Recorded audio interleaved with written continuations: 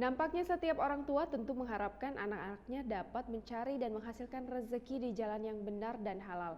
Namun apa jadinya jika sang anak justru menghalalkan segala cara?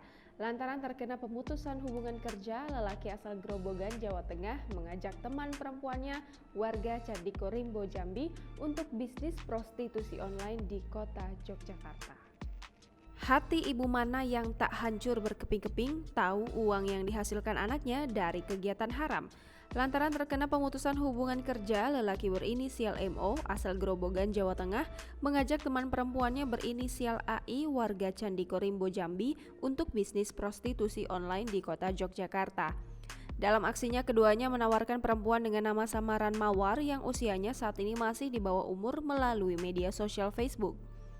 Kapolsek Gondokusuman AKP Surahman menjelaskan, pada tanggal 30 April ibu korban bernama TW warga kecamatan Gondokusuman mendatangi Polsek Gondokusuman untuk melapor jika putrinya yang berusia 14 tahun itu tidak pulang selama 1 malam.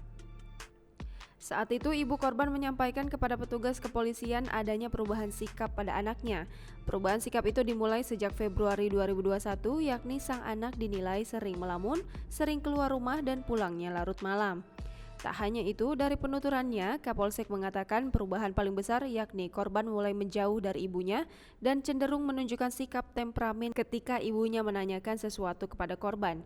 Ia menambahkan selanjutnya Kanit Reskrim Polsek Gondokusuman melakukan penyelidikan terhadap laporan yang ditenggarai bahwa korban mengalami eksploitasi seksual.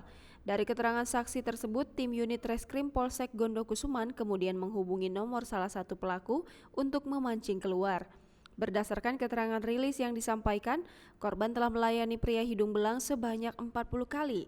Dari keterangan korban, polisi menyebut untuk tarif sekali berhubungan intim mencapai Rp500.000.